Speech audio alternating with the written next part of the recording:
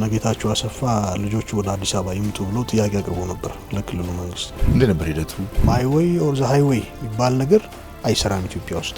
ይህን አውቀን ኮምፕሮማይዝድ የሆነ መንገድ ለፈልገን ለማግኘት በጋራ በዛ የተቃኘ የፖለቲካ ሀሳብ ይዘን ስንመጣ ለሁላችንም ዊን ዊን የሆነ ሁሉንም አሸናፊ ማድረግ የሚችል የፖለቲካ ስነ ምህዳር መፈጠር ይችላል። ለዚህ ነው በሚገባው ተሆነ የማይናገሩት ሲሉ ሰማል። ምን አሉነት ነው? አብን ውስጥ የነበረው ትርምስ 2014-15 ምታስታውስ ከሆነ በከፍተኛ ሁኔታ የተፈተነበት ጊዜ ያ ነው። ይሄን ለማለፍ ምንድነው ማድረግ ያለባችሁ?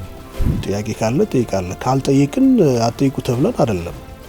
ወይ ቀርበው ኢሹ ያስማማናል ማለት ነው፣ ወይ ጥያቄ የለኝም ማለት ነው። በነጻነት ስራችን ሰርተናል። እዚህ ላይ ምንም እንዲህ ነው የምለው ነገር የለም። ስራችን በነጻነት ሰርተናል።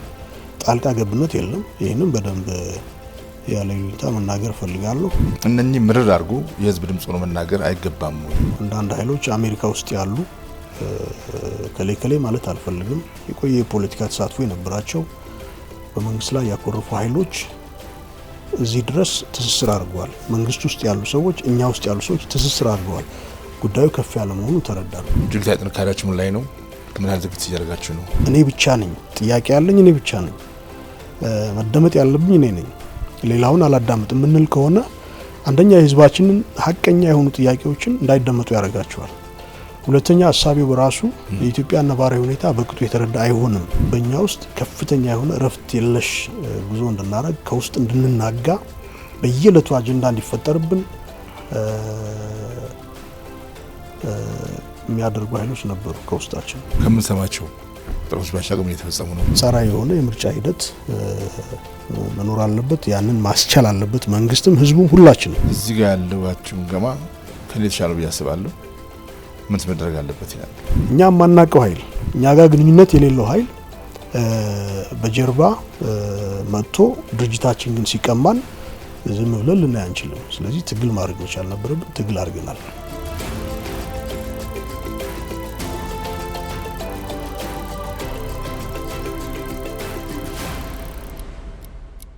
ወደ ኢኖቬሽን ጉዳዮች፣ ወደ ቴክኖሎጂ ጉዳዮች ከማለፋችን በፊት አሁን ይሄን እነርሱ የምናወራበት ወቅት ላይ ሰሞን ላይ ሰፋ ያለ ኃይል ወደ ሰላማዊ አማራጭ በተደራጀ መልኩ እየመጣ ነው። ትልቅ እርምጃ ነው። ይሄ ተስፋ ሰጪ ነው። ቀጣዩ ምርጫ እያሰብን ሁሉም ወገን ለህዝብ ምርጫ ራሱ ዝግጁ የሚያደርግበትና ወደ ጠረጴዛ መጥቶ ህዝብ ይዳኘን ወደሚል መድረክ እንዲመጣ መልእክት ማሳለፊያ ጊዜ ነው ብዬ አስባለሁ። ይሄ ሰዓት ልክ ነው። ለነገሮች ሁሉ መገምገሚያ መሆን ያለበት ህዝባችን አሁን ያለበት ሁኔታ ነው። የመሰላቸው ትላንት በጎ ኃይል፣ በጎ አሰላለፍ፣ ሀገራዊ መንግስታዊ አሰላለፍ ውስጥ የነበሩ፣ ህዝባዊ አሰላለፍ ውስጥ የነበሩ፣ አሁን ሌላ አሰላለፍ ውስጥ ያሉ ወንድሞቻችን፣ ትላንት ንጽህና የነበራቸው የምናውቃቸው ወንድሞቻችን አሉ። አጀንዳ ይዘው ትላንትም ጀምሮ ሌላ የፖለቲካ አጀንዳ ይዘው ኢትዮጵያ ውስጥ ወያኔ ለመመለስም ሊሆን ይችላል ዋትኤቨር አማራ ክልልን አትራምሰን መውሰድ አለብን ይሉ የነበሩ ኃይሎችም ሆይቨር ዞሮ ዛሬ ላይ ማየት ያለባቸው በህዝቡ የደረሰው ሰቆቃ ነው። በጣም ጥልቅና ሰፊ ነው። በጣም ጥልቅና ሰፊ ነውና ተሻጋሪም ነው። የሚያሳስበኝ አሁን ላይ የሆነው ብቻ ሳይሆን ደም መቃባቱ፣ ህጻናት ከትምህርት ገበታቸው ላይ ርቀው መቆየታቸው፣ ይሄ በጣም በጣም ያሳስበኛል። ነገ ላይ ምን ሁኔታ ነው የሚፈጠረው? ይሄ ነው ሰላም እንድንሻ፣ የተሻለ ሁኔታ እንዲፈጠር እንድንሻ የሚያደርገን ይሄ ነው። ህዝቡ ላይ የደረሰው ነገር በጣም ጥልቅ ነው። ስለዚህ የክልሉ መንግስት የሚያደርጋቸውን ጥረቶች እናደንቃለን። ነገሮች በንግግር ተፈተው የታጠቁ ኃይሎች ወደ ማህበረሰባቸው እንዲመለሱ መደረግ አለበት። የታጠቁ ኃይሎችም የህወሓትን የሻዕቢያን ታሪካዊ ሚና ማስታወስ መቻል አለባቸው። በመሰረቱ ፍላጎታቸው ምንድነው? ፍሮም ኤ እስካሁን ድረስ ይህንን ማወቅ መቻል አለባቸው። እነዚህ ኃይሎች ጋር ተሆኖ ምትጸና ኢትዮጵያ የለችም፣ ምትሻል ኢትዮጵያ የለችም። እልክ ውስጥ የገቡ ወንድሞችም በንግግር የተሻለ ሁኔታ ለህዝባችን እንዲፈጠር ሰላማዊ ትግል እያደረግን እንቀጥላለን። መድረግ አለበት። ህዝባችን ግን ሌጂቲሜት የሆኑ ጥያቄዎች አሉት። ሌጂቲሜት የሆኑ መደመጥ ያለባቸው መድረክ ማግኘት ያለባቸው ጥያቄዎች አሉት። አሁን አቴንሽን ሁሉ እዛ ላይ ስለሆነ ትኩረት ሁሉ እዛ ላይ ስለሆነ የህዝባችን ጥያቄዎች የተረሱ እስኪመስል ድረስ ሁኔታዎች ተፈጥረዋል። አሁን ያለ ማለት ነገ ይኖራል ማለት አይደለም። የህዝቡ ጥያቄዎች ሌጂቲሜት የሆኑ ጥያቄዎች መመለስ አለባቸው። ህዝብ ጥያቄው ካልተመለሰ ሁሌም በእንደዚህ አይነት ሁኔታ መቀጠሉ እድል እንዲፈጠርለት ያደርጋልና ይሄ መሆን የለበትም። ጥያቄ ህዝባችን አለ ስንል ደግሞ ሌላውም ህዝብ ጥያቄ አለው። ስለዚህ ትክክለኛው መድረክ የምክክር ኮሚሽን ነው። ያንን ወደ እውነታ እንዲለወጥ ሁሉም አካል ድጋፍ ማድረግ አለበት። ኮምፕሮማይዝድ የሆነ ትሩዝ መደረስ አለበት። ሀገራዊ እውነታ ማለት ይሄ ነው። ኮምፕሮማይዝድ የሆነ ሁኔታ መፈጠር መቻል አለበት። ያ እንዲሆን ከወዲሁ መንግስት የጀመረውን ጥረት የክልሉ መንግስትም የጀመረውን ጥረት አጠናክሮ ቀጥሎ ለምርጫው አስቻይ ሁኔታ በአንጻራዊነት ተፈጥሮ ምርጫ ተደርጎ የተሻለ ነገር መፈጠር አለበት እና ብልጽግና መምጣት አለበት። ኢትዮጵያ ውስጥ ልማት መምጣት አለበት። ሰላም መስፈን አለበት። ህጻናት ትምህርት ቤት ደርሰው ተምረው መምጣትና የተሻለ እውነት የተሻለ ነገር እንዲፈጠር መሻታቸውን ያልተቀሙ ህጻናት መኖር አለባቸው። ገበሬ በሰላም ወጥቶ መግባት አለበት። ነጋዴ መነገድ አለበት። አማራ ክልል ላይ አሁን የግብር ፎይታ እንኳን አላገኘም ነጋዴው። በጣም ብዙ ድርብርብ የሆነ ጂኦፓርዲ ነው ህዝቡ ላይ የደረሰው። የግብር ፎይታ ማይኖረውምና ብዙ ምስቅልቅል ውስጥ ገብቷል። ይሄ እንዲፈጠር አንጻራዊ የሆነ የምርጫ ሂደት መኖር አለበት። ያንን ማስቻል አለበት መንግስትም ህዝቡም ሁላችንም። ስለዚህ ለዚህ ሁላችንም ተባባሪ እንድንሆን ለማለት ነው። አንዳንድ ሰዎች በርከት ያሉ የአማራ ሊቃን የፖለቲካ ፓርቲ አመራሮችም አባላትም መሬት ላይ ያለውን ሁኔታ በሚገባ ገልጸው ተግሳጽም ምክርም ለማስተላለፍ ብዙ የማይደፍሩት ዘመዶቻቸው ወይ ደግሞ ወላጆቻቸው ላይ ካውንተር ይፈጸማል፣ ለዚህ ነው በሚገባው ተሆን የማይናገሩት ሲሉ ሰማለሁ። ምን አሉነት ነው? አይ ሰው ለህዝብ ይጠቅማል ችግሩን አንደርማይን አላረግም አንፎርቹኔት ዞሮ ግን ምናምንበት ሀሳብ እስከሆነ ድረስ በተቻለ መጠን ለሁሉም አካል አሁን እኮ አንዱን አካል እየወቀስን አለ ምንወቅሰው ኃይል በተለየ ሌላው ነው። ከዛ በመለስ ያለው በንግግር ይፈታል። ቅድም እኮ አልኩኝ የተለየ ኃጢአት የለበሰ የተለየ ጭቃ የተቀባ ኃይል አይደለም ያለው። ከወያኔ በላይ ኃጢአት ያለው በህዝባችን ላይ ጥፋት የፈጸመ ኃይል የለም። ከዛ በመለስ ያለው ኢትስ ፖሲብል በሰላም በንግግር መፍትሄ ማምጣት ይችላል። ስለዚህ በሩ እስከ መጨረሻ ሊዘጋበት አይገባምና እስከዛ ድረስ ሰላም እንዲመጣ መሰራት መቻል አለበት። ያልካቸው ልሂቃንም በዚህ ልክ ድምጽ መሆን አለባቸው። ለህዝባቸው ጥረት ማድረግ አለባቸው። ቻሌንጆቹን አንደርማይን አላረግም፣ ግን እሱ ብቻ ከሆነ ስንፍናም እንዳይሆን መደረግ ያለበትም ማድረግ አለብን። ለሁሉም አካል ጥሪ ማድረግ እኮ ነው። ሰላም ይምጣ ንግግር ይኑር ማለት እኮ ያኛውን እንትን መውቀስ ወይ ማንቋሸሽ እኮ አይደለም።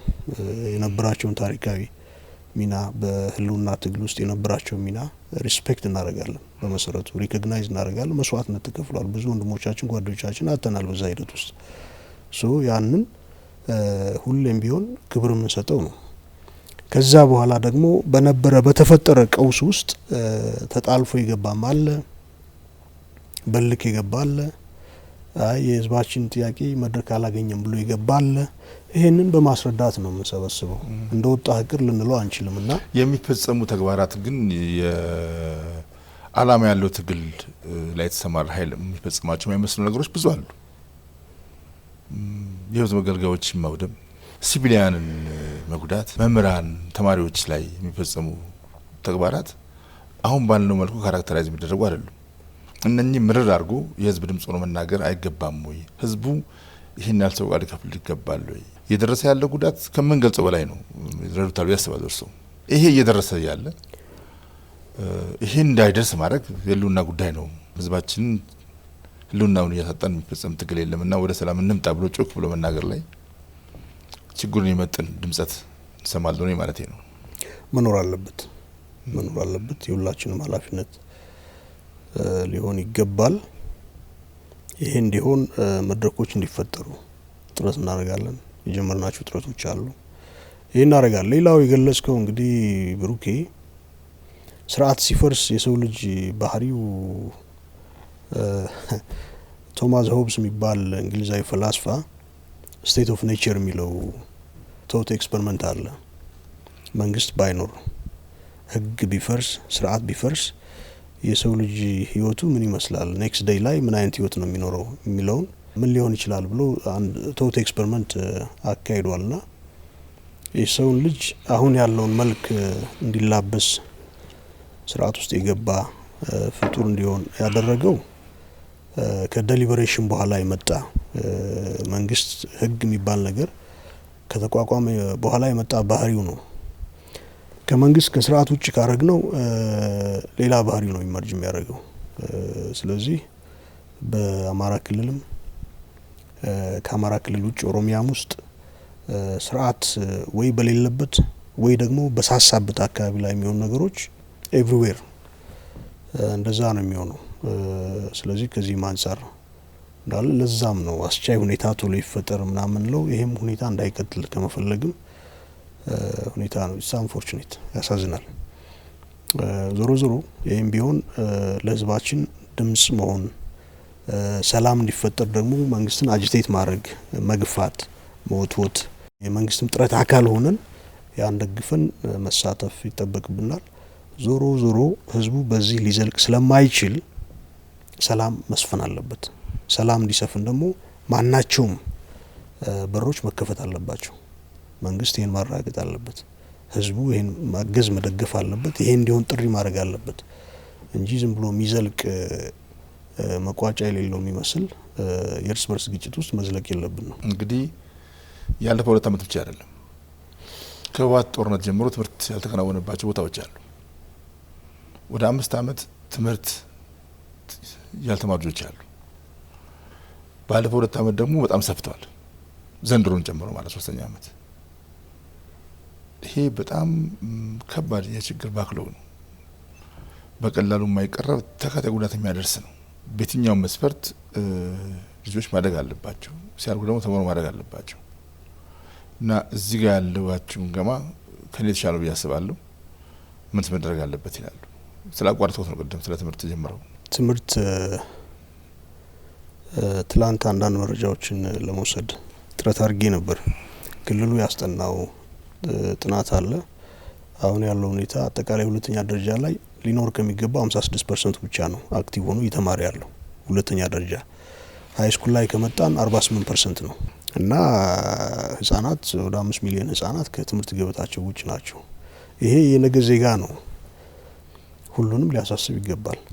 ሌላ የጠቀስከው ኢቭን ሞር የሚያሳስበው አሁን አለማጣ፣ ኮረም፣ ባላ፣ ዋጃ አካባቢዎች ከወሰድክ ህዝቡ ማንነቴ ይታወቅ ብሎ በየቀኑ ሰልፍ ይወጣ ነበር። ዛሬም ድረስ ያልተቋረጠ ዋጋ እየከፈለ ያለ ህዝብ ነው። ላለፉት 5 አመት ትምህርት የለም፣ ከትምህርት ገበታ ውጭ ሆኖ ነው ያለው እና ራያ አካባቢ ቀደም ባሉት ጊዜ ትምህርትን የግብ የተሻለ ግብ ማሳኪያ አድርጎ ማህበረሰቡ ስለወሰደ የተሻለ ልሂቅ የተፈጠረበት አካባቢ ነው ብንል ማጋነን አይደለም። ብዙ የተማሩ ልጆች ወጥተውበታል። በተለያየ ዓለም ከፍ ያለ ኃላፊነት አሱ የሚያደርጉ በሀገራቸውም በእኛም በሀገራችን ፖለቲካ የተሻለ የፖለቲካ ተሳትፎ የሚያደርጉ የተሻለ ሲቪል ሰርቪስ ውስጥ አስተዋጽኦ የሚያደርግ ልሂቅ የተፈጠረበት አካባቢ ነበር። አሁን ላይ ደግሞ ያንን የሚያጣፋ ነገ ላይ በጣም አሳሳቢ ሁኔታ የሚፈጥር ላለፉት 5 አመት ህጻናት የማይማሩበት እረፍት የለሽ የሆነ ሁኔታ ነው የተፈጠረው። አልተደመጠም፣ አይደመጥም። ህዝብ ነው አፍተር ኦል በቃ ህዝብ ነው፣ ኢንድ ነው። መፈክር ይዞ አደባባይ ወጥቶ ደረቱን ለጥይት ሰጥቶ ማንነቴ ይከበር ብሎ ሰልፍ ይወጣል። ያንን አዳምጦ የፖለቲካ ምላሽ እንዲያገኝ ስራ መስራት አለበት። ምልክቶች መኖር አለባቸው። በአንዴ መፍትሄ አይመጣም፣ ሂደት ይጠይቃል። አንዳንዱ የፖለቲካ ውሳኔ ነው የሚሆነው፣ አንዳንዱ አድሚኒስትሬቲቭሊ የሚፈታ ጉዳይ ይኖራል። ያን እንኳ በቂ ምልክት የማይሰጡ ሁኔታዎች ናቸው ያሉትና ጨርሶ የተረሳ ማህበረሰብ ይመስላል። በጣም ያሳስባል። ለኛ ደግሞ በጣም ያሳስበናል ይሄ እና ያልከው ፔን በጣም ጥልቅ ነው። ጄኔሬሽን ነው እየመከነ ያለውና ወጣቱ ወደ አረብ ሀገር በባህር ይሄዳል። ባህር ውስጥ የሚሞተው በጣም ብዙ ነው። አረብ ሀገር የሚንገላታው በጣም ብዙ ነውና አንድ ማህበረሰብ እንደ ማህበረሰብ በዚህ ደረጃ ዋጋ ሲከፍል የመጨረሻውን ግፍት እየቀመሰ ያለውም የአካባቢ ማህበረሰብ ነው ብዬ ይሰማኛል። ለዛና ኢትስ አንፎርቹኔት በደንብ የታወቀም የተደመጠም ስለማይመስለኝ ያ ሁሉ ጥሩ ስሜት አይፈጥርም እውነት ለመናገር እና ይሄ ነው ትውልድን ከትምህርት መክታት ኢሚዲየትም ወዳዊም የሆነ ዘላቂም የሆነ ራሽናል ሊሰጠው የማይችል አስቸጋሪ ጉዳይ ይመስለኛል። የሰለጠነ ማህበረሰብ በመረጃ የሚወስን ዲሞክራሲ ስርዓት ግብዓት የሚሆን ህብረተሰብ ለመፍጠር ትምህርት ወሳኝ ነው። ትምህርት ማስፋት የስርዓት ግንባታ አካል ነው። ዜጎችን ኮትኩቶ ማሳደግ የስርዓት ግንባታ አካል ነው። ዘመናዊ ህብረተሰብ መፍጠር የስርዓት ግንባታ አካል ነው። በየትኛውም ሁኔታ ውስጥ ሰው ሆኖ መማር አለበት እና በዚህ ደረጃ መልእክት መስተላለፍ ያለበት ይመስለኛል። ይህን ካልን ወደ ተቋማዊ ጉዳይ እናብራ። ጥሩ እንግዲህ ዶክተር ኢኖቬሽንና ቴክኖሎጂ ሚኒስትር መስሪያ ቤት እየመሩ ነው ያሉት። ዘመናችን የቴክኖሎጂ ነው። የቴክኖሎጂ ግስጋሴ ነገን መተንበይ በሚያስችል ደረጃ ፖለቲካንም ኢኮኖሚንም ይወስናል። ወደፊት የህብረተሰብ ቅርጽን ይወስናል፣ እስከ ሞት ይደርሳል ተብሎ የሚታሰብበት ጊዜ ነው። ሀገራት የትኛውንም ዝግጅት እና እሽቅድድም ማድረግ ካለብን ከቴክኖሎጂ አንጻር ነው ብለው የገቡበት ሂደት ውስጥ ነው የምናየው። የተለጠኑት ሀገራችን ምን ላይ ነች? ይህን የማይተነበይና ሰፊ ዝግጅት የሚጠይቅን የቴክኖሎጂ ዘመን አብሮ ለመቀላቀልና አብሮ ለመጓዝ ከምንሰማቸው ጥረቶች ባሻገር ምን እየተፈጸሙ ነው? አሁን ላይ በርካታ ውጥኖች አሉ። ሀገራዊ ውጥኖች የተገኙ ውጤቶችም ሰፊ ናቸው።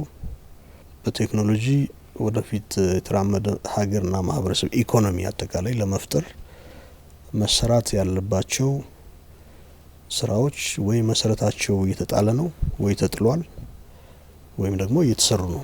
ይህንን ማለት እችላለሁ። ላለፉት 5 አመታት የተተገበረ የዲጂታል ኢትዮጵያ 2025 ስትራቴጂ ሲፈጸም ቆይቶ ብዙ ውጤቶች አምጥቶ አሁን ላይ ክሎዥር ላይ ነው ያለው። በካቢኔ ያጸደቅነው ኢንዶርስ ያደረግነው የ2030 ስትራቴጂ አለ፣ የዲጂታል ትራንስፎርሜሽን ስትራቴጂ። ይህን ስንተገብር ደግሞ በቀጣይ 5 አመታት አሁን ካለንበት አጠቃላይ የቴክኖሎጂ እና የዲጂታላይዜሽን ቁመና በእጅጉ የተሻለ ወደፊት የተራመደ ሁኔታ መፍጠር የሚያስችል ስትራቴጂ ነው እና የዲጂታል ኢኮኖሚ ለመፍጠር የዲጂታል ሽግግርም ለመፍጠር ዲጂታል ትራንስፎርሜሽን ሀብ እንዲያደርግ የሚያስችሉ ስራዎች ይሰሩ ቆይተዋል። ይህን የምንለካው እንግዲህ በተገነባ ኢንፍራስትራክቸር ነው። ሰፋፊ ኢንፍራስትራክቸሮች፣ መሰረተ ልማቶች ተገንብተዋል። በተለይ ደግሞ በቴሌኮም ኢንዱስትሪው ኢንተርኔት ተደራሽነት፣ የሞባይል ተጠቃሚ ማህበረሰብ ቁጥር፣ የዲጂታል ፔመንት ስርዓቱ በጣም የሰፋበት እና ዲጂታል ኢኮኖሚን ለመፍጠር የሚያስችሉና ሽግግር ነገ ላይ ሀብ እንዲያደርግ የሚያስችሉ መሰረቶች የተጣሉበት ነው። የክህሎት ልማት ደግሞ እንዲፈጠር የኮደርስ ኢኒሼቲቭ 5 ሚሊዮን ኢትዮጵያኖች ኮደርስ ኢኒሼቲቭ ላውንች ተደርጎ ከ2.5 በላይ ዜጎች በዚህ ሂደት ውስጥ ተሳትፎ እያደረጉ ነው። ከዛ ውስጥ 1.5 ሚሊዮን አካባቢ ኦልሬዲ ሰርቲፋይድ ሆነዋል። ዓለም አቀፍ ሰርቲፊኬሽን አግኝተዋል።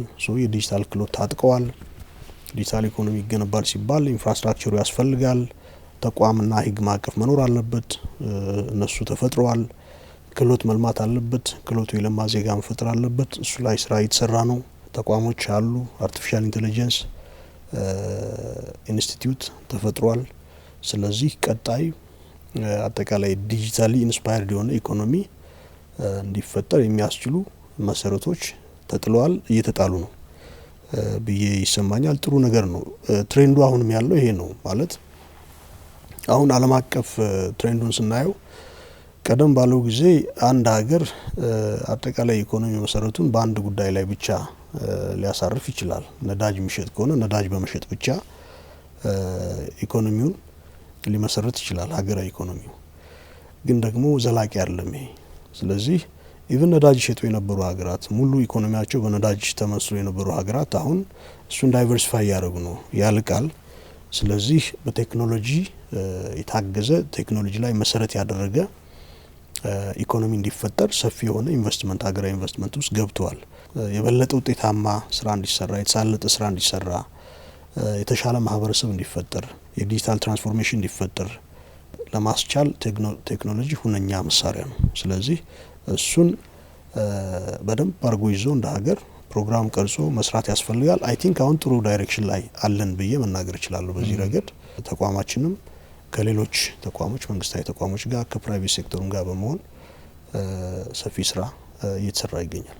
ጅማሮችና የተሰረዱ ስራዎችን የተለያዩ አካላትም በአዎንታዊ መልኩ ሲያነሱ እንሰማለን። ከዚህ ሀገር ውስጥ ብቻ ሳይሆን የተለያዩ አፍሪካ ወንድሞቻችን በተለያዩ መድረክ ስናገኛቸው እንደውም እንደ ምሳሌ የሚጠቅሱበት ሁኔታም አለ። የ5 ሚሊዮን ኮዲንግ ኢኒሺቲቭስ አሁን ቢያንስ ቋንቋን የሚናገር ወጣት መፍጠር ላይ፣ ቴክኖሎጂ ቋንቋን የሚናገር ወጣት መፍጠር ላይ፣ ኤአይ እንደ ተቋም መመስረት ላይ፣ ኢትዮ ቴሌኮም ላይ ያሉት ኢኒሺቲቮች እና የተለያዩ ተቋማትንም ፔንክ ሲስተሙን ጨምሮ ዲጂታላይዝ ለማድረግ ቢደረጉ ጥረቶች በጣም አዎንታዊ ናቸው። ግን አሁን ወቅቱና ዓለም አቀፍ ሁኔታው ከሚጠብቁ አኳያ ሞር መስራት እንደሚያስፈልግ ደግሞ የሚያስገነዘቡ ጉዳዮች አሉ። ቀጣዩ ዘመን የትምህርት ስርዓትን፣ ግብርናን፣ ማኒፋክቸሪንግን ሁሉ ራዲካሊ ለውጥ የሚችል የቴክኖሎጂ አብዮት ነው እየመጣ ያለውና ከዚህ አንጻር ዝግጁነት ምን ላይ ነው ለማለት ፈልጌ ነው የተነሳሁት። ከሱ ተቋም አኳያ ስመጣ እናንተ ተቋምስ ምን ላይ ነው?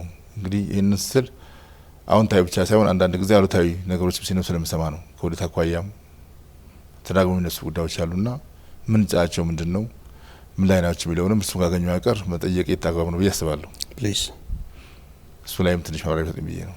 ምን ለምሳሌ እንትን በለኝ የወዲት ግኝቶች ተብለው ፓርላማ የሚነሱ ጉዳዮች አሉ። እሺ አንድ አይደለም 2-3 አመት ላይ በታጋሚ ተነስተዋልና አጥርታችኋል ወይ? እንግዲህ ተቋማዊ መሰረቱ ሲጠናና ግልጽነትና ጥያቄነት ሲሰፍንበት ነው ስራ የሚሰራው። ከዛ አኳያስ ብዙ ማብራት ያለብኝ አይመስለኝም። ታንክ ዩ ብሩኪ ስላነሳው አንድ ወቅት ሚዲያ ላይ ይህን ጉዳይ እንደማወራበት አውቃለሁ። አንድ ወቅት ብዙ ጩኸት የተፈጠረበት ሁኔታ ነበር። ግኝት ባለፈው አመት መድረካችን ላይ የፓርላማ መድረክ ላይ የተቋማችን የኦዲት ሁኔታ በተመለከተ ጥሩ ዜና አይደለም፣ ጥሩ አይደለም። አጠቃላይ የተሰራጨው ሁኔታ ጥሩ አልነበረም። ያንን ግልጽ ማድረግበት እድል ይሁን ዛሬ ለህዝቡ። ተቋማችን ስለዚህ ማሳየት ትክክል ነው ማለት ነው። በጣም ተገቢ ጥያቄ ነው። ማመስገን እንፈልጋለን። ተቋማችን የኦዲት ፖስቸሩ ጥሩ አይደለም። ጥሩ ሳይሆን ነው የዘለቀው ለብዙ አመት። ጥሩ አይደለም። ምን ላይ ነው ያለው? ስንገባ ምን ላይ ነበር? ምንድናቸው የሚነሱት ኢሹዎች? አሁን ላይ ያለንበት ሁኔታ ምንድነው የሚለውን በደንብ ለአድማጭም ግልጽ ማድረግ ያስፈልጋል። ጮቤ ለረገጠውም ኃይል ማስረዳት ያስፈልጋል። ምንድነው ይሄ ተቋም ጥሩ አይደለም የኦዲት ፖስቸሩ። አሁን የኢኖቬሽንና ቴክኖሎጂ ሚኒስቴር የሚባለው ትላንት ሁለት ሚኒስትሮች ሁለት የነበሩ ሚኒስቴር መስሪያ ቤቶች ተዋህደው የፈጠሩት ነው። ትላንት ሳይንስና ቴክኖሎጂ ይባል ነበር። ክቡር ጠቅላይ ሚኒስትሩ ሚኒስትር ሆነው የመሩት። ከዛ በኋላ እነ ዶክተር ጌታው መኩሪያ እነ ዶክተር አብርሃም በላይ ከዛ በፊትም እነ ወይዘሮ ደሚቱ የመሩት ሚኒስትሪ ኦፍ ሳይንስና ቴክኖሎጂ የሚባለው ነው። ከዛ ውጭ ደግሞ የኢንፎርሜሽን ቴክኖሎጂ ሚኒስቴር የሚባል እና አቶ ደብረጽዮን እና ዶክተር ደብረጽዮን የመሩት ተቋም ነበር። ያው ታቋል ኤምሲአይቲ የሚባለው ማለት ነው። ለውጡን ተከትሎ 2010 ዓመተ ምህረት እንዲዋሃዱ ይደረጋል። 2010 ክረምት አካባቢ ሲዋሃዱ ሴትል ማድረግ የነበረባቸውን ጉዳዮች በቅጡ ሴትል አላደረጉም። እንዲሁ በተጣድፎ የተዋሃዱ ይመስለኛል። ያ ነው የሚነገረኝ። ስለዚህ ብዙዎቹ ኦዲት ግኝት ተብሎ የሚመጡት አሁን 500 ሚሊዮን ተብሎ የተነሳ አለ። ከኤምሲአይቲ የሚመጣ ነው። ተሰብሳቢና ተከፋይ ሆኖ በየአመቱ ኦዲተር በገባ ቁጥር ግኝት ብሎ የሚሄደው ይሄን ነው። በየአመቱ እኔ እንኳን ከመጣው ጊዜ ጀምሮ ማለት ነው። ሶ ተሰብሳቢ ተከፋይ ሂሳቦች አሉ ከኤምሲአይቲ የሚመነጩ ማለት ነው። እኔ ወደ ተቋሙ እንደሄድኩ በመጀመሪያው አመት ላይ የኦዲት ግኝት ሆኖ ሁለተኛው አመት ላይ ሲደገም ይሄን ጉዳይ ምንድነው ለመረዳት ሞከርኩኝ። አይመለከተኝም አትል ተቋም ተረክባል። ተቋም ስትረከብ ባክሎጉን ጭምር ነው የምትወስደውና አንዱ አውትስታንዲንግ ባለፈው የተሰራጨው እንትን ይሄ ነው። ሁለት ጉዳዮች ማንሳት ፈልጋለሁ። ሶ ኮሚቴ አቋቁመን ዴድላይን እናስቀምጠን ጉዳዮቹን በደንብ ካፕቸር አድርጎ እንዲያስረዳኝ መፍትሄም ሊመጣላቸው የሚችል ከመፍትሄዎቹ ጋር ይዞ እንዲመጣ ለማድረግ ዴድላይን አስቀምጬ ኮሚቴ አቋቁሜ ስምሪት ሰጠሁ። ስለዚህ ያ ኮሚቴ ሰነድ ከግለሰብ ጭምር ሰነድ ተፈላልጎ ትንሽ መመሪያ ያላቸው ሰዎች ስለነበሩ እዛ ውስጥ ተሰብሳቢ ተከፋይም ባለው ጉዳይ ሰነድ አልባ የሆኑ በርካታ ነገሮች ነበሩ። የተቋረጡ ፕሮጀክቶች ነበሩ። የተወሰነ ክፍያ ተፈጽሞላቸው የተወሰነ የሚቀሩ ምናምን እንዲህ አይነት ነገሮች ነበሩ በአግባቡ ያልተዘጉ ማለት ነው። ስለዚህ እነሱ ማለት ነውና ወደ 237 ሚሊዮን የሚሆን ሰነድ ሪትራይቭ ማድረግ ቻለን። ስለዚህ ለፓርላማው ለገንዘብ ሚኒስተር ማሳወቅ መቻል ነበረብንና እሱን ሲግኒፊካንትሊ ሪዲዩስ አደረግን። የቀረውን አሁን ለራይት ኦፍ እንዲሰረዝ ለሚኒስተር ለገንዘብ ሚኒስተር ደብዳቤ ጽፈናል። ስለዚህ አሁን 500 ሚሊዮን የተባለ የሚነሳው ግልጽ ለማድረግ ኤምሲአይቲ ላይ ተሻግሮ ወደኛ የመጣ ሂሳብ ነው። በሌላ አባባል የህወሓት ሊቀመንበር ዶክተር ደብረጽዮን የመሩት ተቋም የነበረውን ግኝት የአብን ሊቀመንበር ነው እኔ ላይ መጥቶ ነው ብዙ ጩኸት የሚፈጥረውና አንዳንዴ ያስቀኛል ምልህ ይሄ አሁን የኦዲት አድራጊውም ባለፈው የተላለፈው መልእክት ተገቢም አልነበረም እውነት ለመናገር።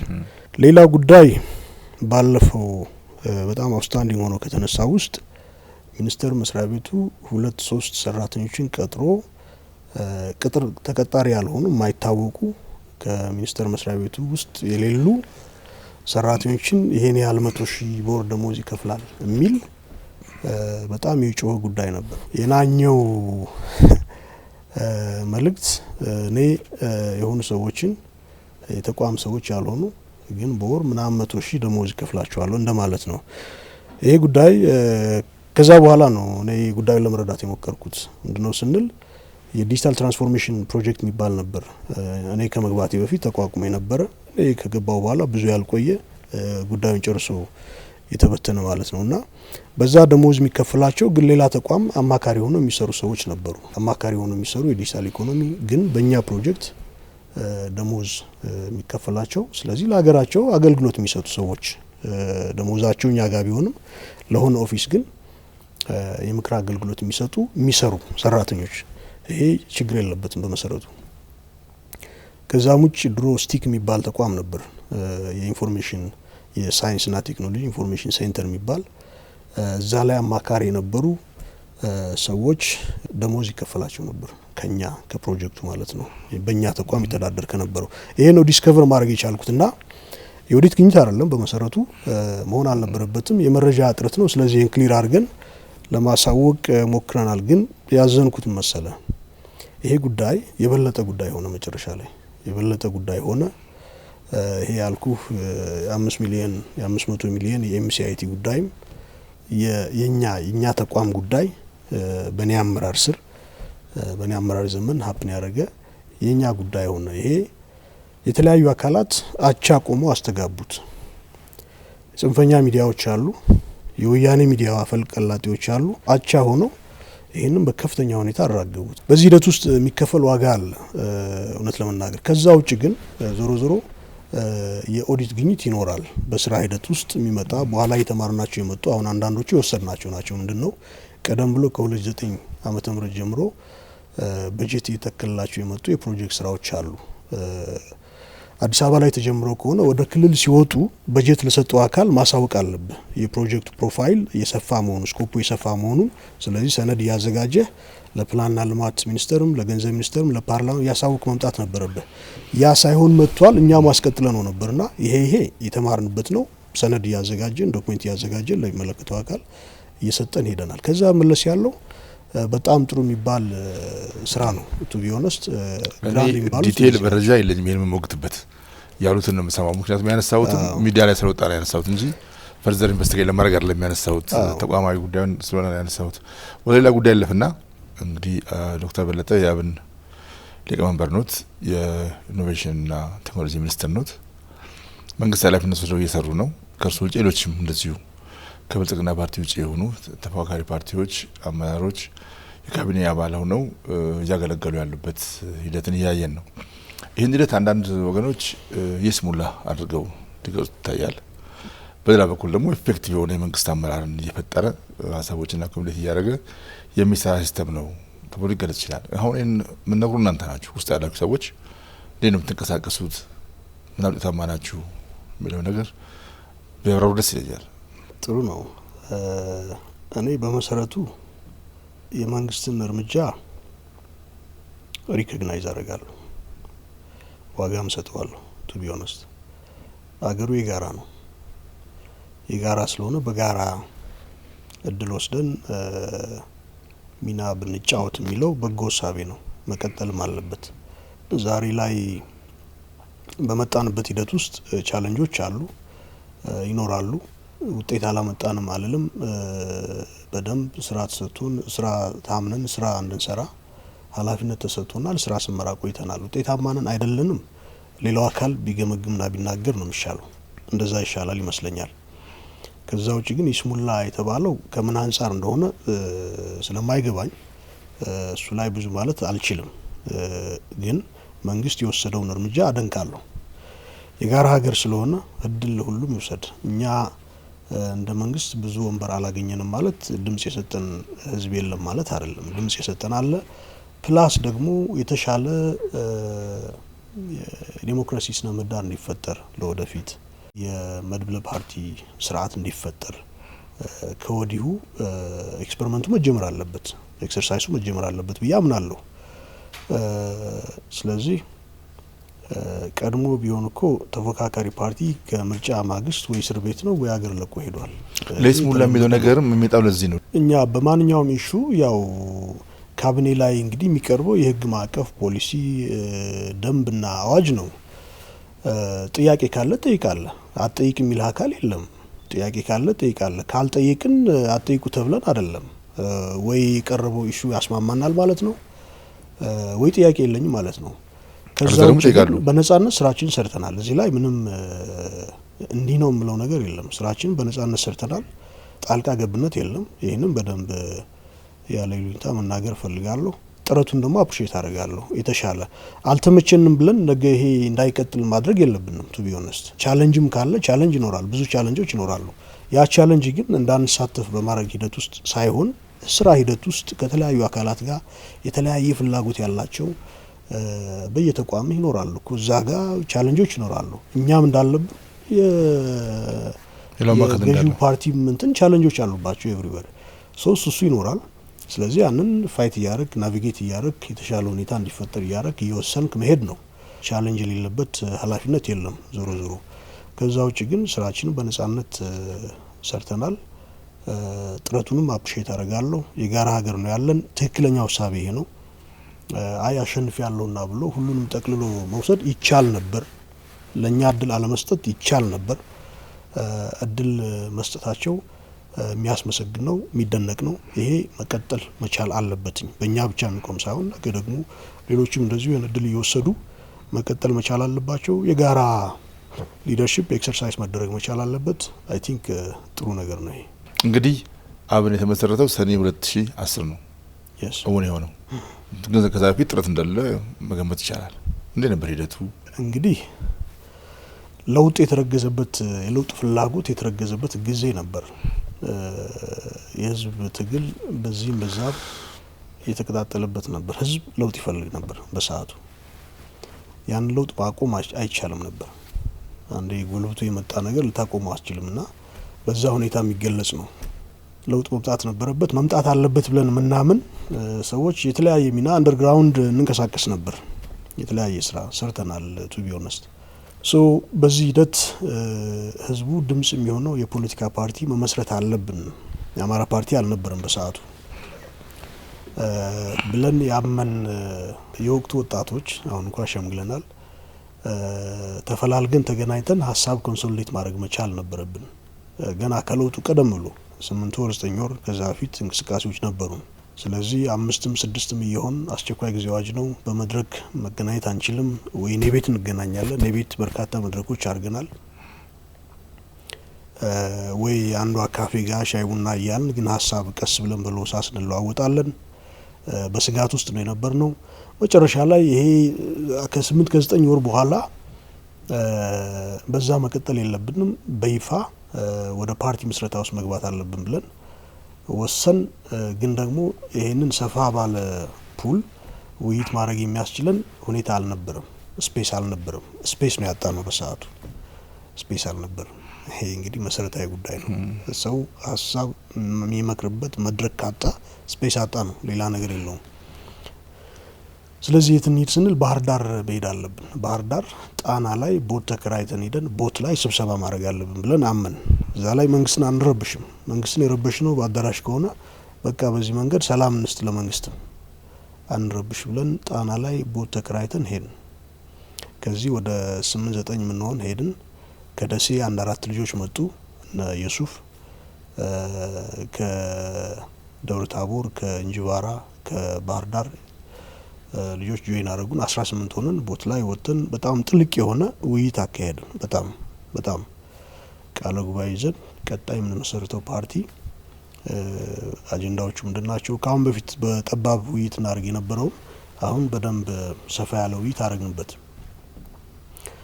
ማታ ላይ ወደ 1 ሰዓት ተኩል ከቦት ጉዟችን ጨርሰን ልንወርድ አካባቢ በጣም ብዙ ታጣቂ እንዲያፈሙዝ ወድሮ ጠብቀን እጅ ወር ላይ አለን። እየደበደቡ እያዋከቡ ልብሳችን አውልቀን ፊታችን እንደዚህ ሸፍነን በፒካፕ ጭነው ጫማችን አውልቀን ወሰዱን።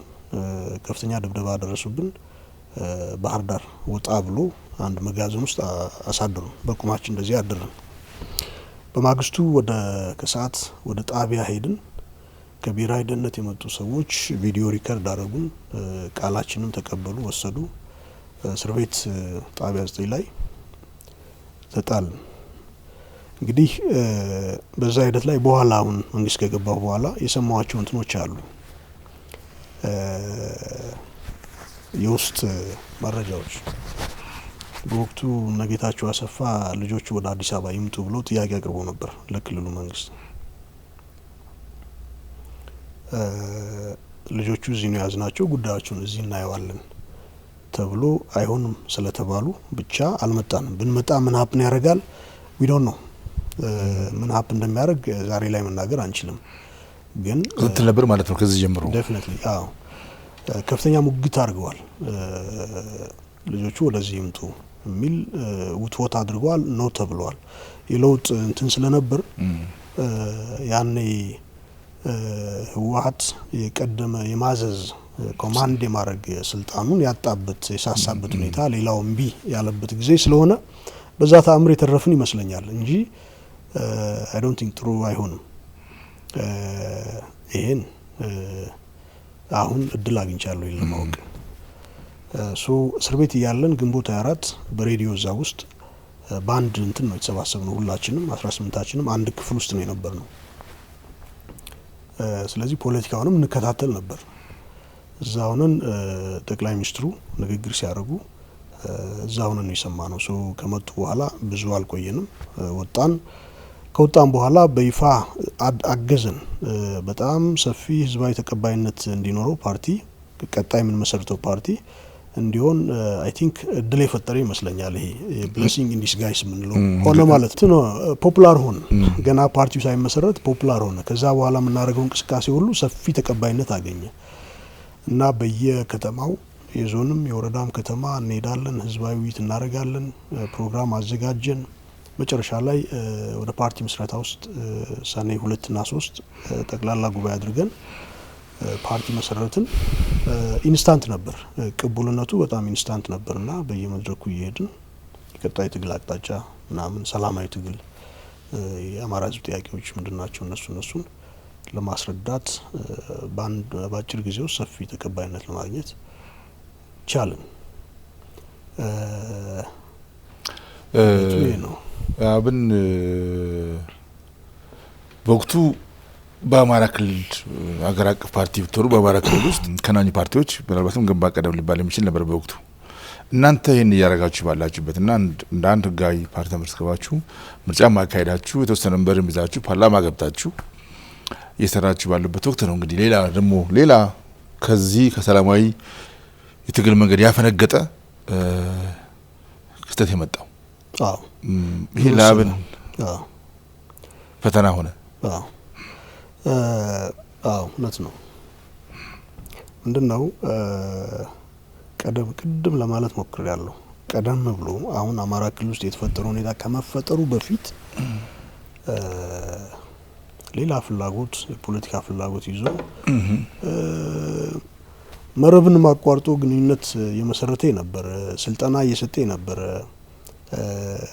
ፖለቲከኛውንም ከመንግስትም ከክልሉ መንግስትም ሊሆን ይችላል ከተፎካካሪ ፓርቲዎችም ጭምር ሰዎችን ይዞ የሚደረግ እንቅስቃሴ ነበር። መጀመሪያ አይገባን ነው ለመናገር አይገባን፣ በቂ መረጃ እኛ አይደርሰንም። በእኛ ውስጥ የነበሩ ሰዎች ግን የዛ ተሳታፊ እንደነበሩ በኋላ ነው ያወቅን የመጣ ነው። ሰው የነበረው ከፍተኛ ፈተና ነበረብን። አብን ውስጥ የነበረው ትርምስ 2014 15 ምታስታውስ ከሆነ በከፍተኛ ሁኔታ የተፈተንበት ጊዜ ያ ነው። አሁን ምቹ ሁኔታ ተፈጠረ፣ መንግስት ጋር ይሰራሉ የሚለው ኤክስኪዩዝ በቂ ሆነ፣ ገብቷል። ከጀርባ ግን ሌላ ፍላጎት ነው የነበረው። ስለዚህ ፓርቲውን ወስዶ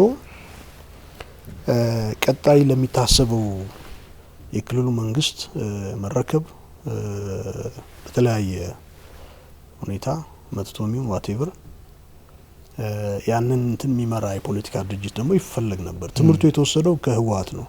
ህወሓት አለ፣ ቲዲኤፍ አለ። ስለዚህ ያንን ሬፕሊኬት ማድረግ በዛ ኢንስፓየርድ የሆነ እንቅስቃሴ እንደነበር በኋላ ነው የገባን። ስለዚህ በእኛ ውስጥ ከፍተኛ የሆነ እረፍት የለሽ ጉዞ እንድናረግ ከውስጥ እንድንናጋ በየዕለቱ አጀንዳ እንዲፈጠርብን የሚያደርጉ ኃይሎች ነበሩ ከውስጣችን። መጀመሪያ ከኛ ውስጥ ዝም ብሎ የእንትን ፍላጎት ይመስለን ነበር።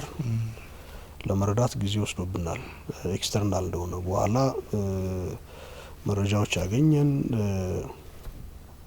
ደረስንባቸው። አንዳንድ ኃይሎች አሜሪካ ውስጥ ያሉ ከሌ ማለት አልፈልግም፣ የቆየ የፖለቲካ ተሳትፎ የነበራቸው በመንግስት ላይ ያኮረፉ ኃይሎች እዚህ ድረስ ትስስር አድርገዋል። መንግስት ውስጥ ያሉ ሰዎች እኛ ውስጥ ያሉ ሰዎች ትስስር አድርገዋል። ጉዳዩ ከፍ ያለ መሆኑ ተረዳን እና የነበረው ፍላጎት እኛን ማባረር ከድርጅት፣ ስለዚህ ድርጅቱን መውሰድና እዛ ኃይል ጋር የፖለቲካ ስራ እንዲሰራ ማድረግ ነው። ይሄ ከገባን በኋላ እኛ ትግል ነው ያደረግነው፣ ትንቅንቅ ነው ያደረግነው። በመሰረቱ ከፍተኛ የሆነ ትንቅንቅ አድርገናል።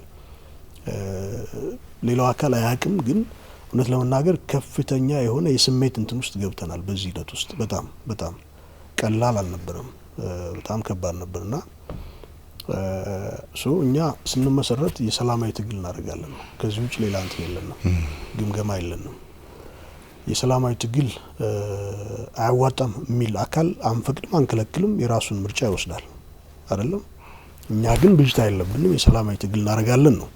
በዚህ ሂደት ውስጥ እኛ ማናቀው ኃይል፣ እኛ ጋር ግንኙነት የሌለው ኃይል በጀርባ መጥቶ ድርጅታችን ግን ሲቀማን ዝም ብለን ልናይ አንችልም። ስለዚህ ትግል ማድረግ መቻል ነበረብን። ትግል አድርገናል እና ይሄ በጎ ኃይል የበላይነት አግኝቶ ድርጅት ማስቀጠል ችሏል። ዛሬ አብን አልካል በዚህ ትግል ውስጥ አልፎ ነው የመጣው። ግን በከፍተኛ ሁኔታ አዳክሞናል። ለእውነት ለመናገር በጣም ሰፊ ጉልበት ጠፍቶበታል። ብዙ ስሜት ውጣ ውረዶች ተስተናግደዋል። ግን አሁን ሴናሪዮ አስቀምጥ አሁን ማለት ይሄም ሪኮግናይዝ መደረግ አለበት ብዬ አምናለሁ። ምን መሰለ አሁን አብን እዛ ውስጥ ሙሉ መዋቅሩ በሙሉ ገብቶ ቢሆን ኖሮ አሁን ያለው ችግር ኢቭን የሰፋ እንትን ውስጥ ይፈጥር ነበርና የዛ እንደዛ መታሰብ አለበት። ቀላልም አልነበረም። ይሄን ሴት ለማድረግ የመጣንበት ሂደት እንቅልፍ የለሽ ረጅም እንትን አድርገናል። ኒርሊ 2 አመት ነው ትግል ያደረግነውና it's unfortunate ግን ፖለቲክስ ነው ዞሮ ዞሮ። ድርጊት ጥንካሬያችሁ ምን ላይ ነው? ምን ያህል ዝግጅት እያደረጋችሁ ነው? አሁን ምን መሰለ ሙድ የሚባል ነገር አለ በፊሎሶፊ ገቨርን የሚያደርገው ፕሪቬል ያደርገው ሙድ ስፒሪት ምንድነው የሚለው ማተር ያደርጋል አይደለም። እኛ መንግስትን በከፍተኛ ሁኔታ የተፈተነበት ጊዜ እኮ ነው። የመንግስት መዋቅሩ ፖለቲካ መዋቅሩ ራሱ በከፍተኛ ሁኔታ የተፈተነበት ጊዜ ነው። ለምን ፕሪቬል ያደርገው ሙድና ስፒሪት የግጭት ነው። ሶ በዚህ ሂደት ውስጥ የሰላማዊ ትግል አደርጋለሁ የሚል አካል መዳከሙ አይቀርም፣ በከፍተኛ ሁኔታ መጎዳቱ አይቀርም። ስለዚህ አልተጎዳንም ብል አልችልም። ደከማ ሳይሆን ድምጹ ፓሲቭ ይሆናል። ድምጹ ፓሲቭ ይሆናል። መዋቅሩም በአንድም ይሁን በሌላ መልኩ ይጎዳልና ፕሪቬል ያደረገው ሙድ ያ ስለሆነ ከዛ ለመውጣት ስራዎች መስራት አለብን። አሁን ቅድም ስንላችሁ የነበሩት ሁሉ ይሆናቸው እኮ እንጂ እኛም ብቻ ሳንሆን የመንግስት መዋቅር ሪሊ አልተፈተነም ብለ ነው በከፍተኛ ሁኔታ ተፈትኗል እኮ። ይሄን ለማለፍ ምንድነው ማድረግ ያለባችሁ? ወደ ኖርማል ፔስ ለመግባት እናንተም መንግስት አብራችሁ መስራት ያለባችሁ ጉዳዮች እንዳሉ ይሰማኛል። አዎ እኛ ምን መሰለ ከፖለቲካ በላይ የህዝቡ የሰላም ሁኔታ ነው። ስለዚህ መንግስት ጋር የጋራ አጀንዳ ይፈጠር፣ የክልሉ መንግስት ጋር በተለይ ተሻለ አንጻራዊ ሰላም እንዲፈጠር ሚና መውሰድ ያለብን ሚና እየወሰድን ስራ መስራት አለብን። ከዚህ በኋላ ይሄን ነው አሁን ያሉን ግምገማዎችና የቀጣይ እርምጃዎቻችን እነዚህ ናቸው። አሁን ብዙ ሰው እንግዲህ ብዙ ነገር ሳይደርስ እዚህ ድምዳሜ ላይ መድረስ ይቻል ነበር እንጂ የተሻለው አማራጭ ሰላማዊ ትግል ነው የሚል ወደ ሰላም መጣ ነገር እያየን ነው። ይሄ ደግሞ በመንፈስም ደረጃ በሙድም ደረጃ ማለት ነው። በሙድም ደረጃ ያኛው ሙድ መታከት በቃይ ማለት በስፋት እናያለን። ስለዚህ ይሄ ደግሞ እናንተ መልካም መደላደል ምን ይመስላል? አይ ቲንክ ሶ ጥሩ ይሆናል ማለት መማር የሚችለው ትምህርት ወስዷል። ግን ዋትኤቨር ሀፕን ያደረገው ሁሉ አድርጎ ህዝባችን ሀቀኛ ጥያቄዎች ያሉት መሆኑና ቀጣይ ጠንካራ የሰላማዊ ትግል በሰላማዊ ትግል ለውጥ ማምጣት ይቻላል የሚለውን እምነት ይዞ ቀጣይ ጠንካራ ትግል እያደረገ መሄድ መቻል አለበት ሁሉም፣ እኛም ብቻ ሳይሆን አዘርዋይስ ግን የሆነ ሁሉ በቂ ነው። ለኢትዮጵያ ህዝብ የሚያስተምር ነው። አማራ ክልል ውስጥ ሀፕን ያደረገው፣ ትግራይ ኦሮሚያ ውስጥ ሀፕን ያደረገው ነገር በዛ መንገድ ምን መሰለ ኢትዮጵያ የብዙሃን ሀገር ነች። ብዙሃን ፍላጎት ብዛ እውነት ያለበት ሀገር ነው። ብዛ ባህል ያለበት ሀገር ስለሆነ ሚስ መደረግ ጨርሶ ሚስ መደረግ የሌለበት ጉዳይ ኮምፕሮማይዝድ የሆነ መንገድ ካልሆነ በቀር የኔ መንገድ አይባልም፣ መባል የለበትም። ይሄ ስህተት ነው። የኔ መንገድ አይባልም። ማንኛውም ወገን የኔ መንገድ ካለ አያስኬድም። ህወሓት የኔ መንገድ ብሎ በዛ መንገድ ብሔር ብሔረሰቦች መብት ምናምን ሊል ሞክሯል። እሱ ያው አጂቴት ማድረጊያ ነው። የኔ መንገድ ወይ ደግሞ ጥፋት በሚል እሳቤ መሄድ እስከሚችለው ሄዷል። በዘላቂነት ግን ሊሄድ አልቻለም። ስለዚህ የኦሮሚያውም ሊቅ፣ የአማራውም ሊቅ፣ የሌላውም ሊቅ፣ የሲዳማውም፣ የወላይታውም፣ የጉራጌውም መማር ያለበት ይሄን ነው። በተለይ ትግራይ፣ አማራ፣ ኦሮሚያ ሶስቱ ይሄን ነው ማይ ዌይ ኦር ዘ ሃይዌይ የሚባል ነገር አይሰራም ኢትዮጵያ ውስጥ። ይሄን አውቀን ኮምፕሮማይዝድ የሆነ መንገድ ለፈልገን ለማግኘት በጋራ በዛ የተቃኘ የፖለቲካ ሀሳብ ይዘን ስንመጣ ለሁላችንም ዊን ዊን የሆነ ሁሉንም አሸናፊ ማድረግ የሚችል የፖለቲካ ስነ ምህዳር መፈጠር ይችላል። እንደዛ አይነት ሀገር እየተፈጠረ ይሄዳል ማለት ነውና ከዚህ መማር አለብን። አሁን ይሄን ሳቤ ሳናነግብ የምናደርገው ነገር ሁሉ እኔ ብቻ ነኝ፣ ጥያቄ ያለኝ እኔ ብቻ ነኝ፣ መደመጥ ያለብኝ እኔ ነኝ፣ ሌላውን አላዳምጥም የምንል ከሆነ አንደኛ የህዝባችንን ሀቀኛ የሆኑ ጥያቄዎችን እንዳይደመጡ ያደርጋቸዋል። ሁለተኛ ሀሳቤው በራሱ የኢትዮጵያ ነባራዊ ሁኔታ በቅጡ የተረዳ አይሆንም። ስለዚህ የኢትዮጵያን ነባራዊ ሁኔታ በቅጡ የተረዳ የትግል ሂደት ውስጥ ነው መገባት መቻል ያለበት። ያ ለውጥ እንዲመጣ ያደርጋል። የሚፏልል ኃይልም እንዳይኖር ያደርጋል። ይሄን ነው ማለት ነው። አመሰግናለሁ በጣም ታንኪዩ። መልካም ቆይታ ያደረግነው ለዛሬ በዚሁ እናብቃ። ሌላ ጊዜ ደግሞ በተመሳሳይ መድረክ እንገናኛለን። ታንኪዩ። ዶክተር በለጠ ሞላ የኢኖቬሽንና ቴክኖሎጂ ሚኒስትርና የአብን ሊቀመንበር ለነበረን ቆይታ በቃ ከልብ አመሰግናለሁ። በጣም አመሰግናለሁ።